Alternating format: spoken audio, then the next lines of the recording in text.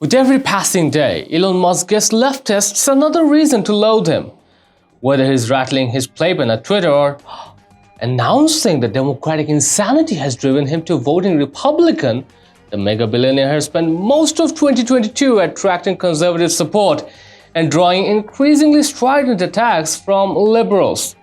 And he's responding by hitting liberals where they live, with words that put him into full hero mode for Americans who care about their country.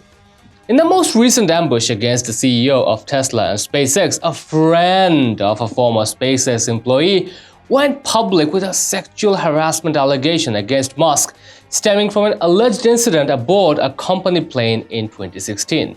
Musk not only answered the charge aggressively, challenging the accuser to back up the story with descriptive details not available to the public, he treated the whole affair with the kind of contemptuous humor that makes a mockery of the accusers.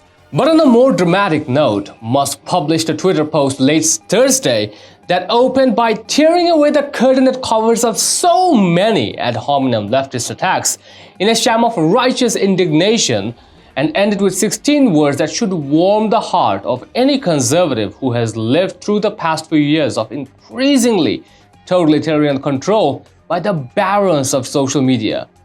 Musk wrote, "The attacks against me should be viewed through a political lens. This is their standard, despicable playbook. But nothing will deter me from fighting for a good future and your right to free speech."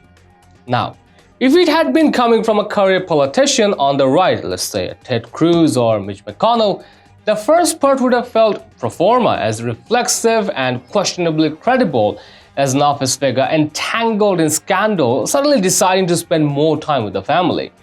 But Musk is different. Until about 5 minutes ago, he was a hero of the left, mouthing all the correct pieties about climate change and making electric vehicles so trendy that cynically leftist celebrities like Stephen Colbert bragged about having them. When a former hero of the left starts complaining that attacks need to be viewed through a political lens, any intellectually honest person has to take notice. Liberals have been using personal attacks for political purposes for decades. It's the mainstay of their promotional strategies. And while it might have reached a nadir of character assassination during the confirmation hearings for now Supreme Court Justice Brett Kavanaugh, it hasn't disappeared.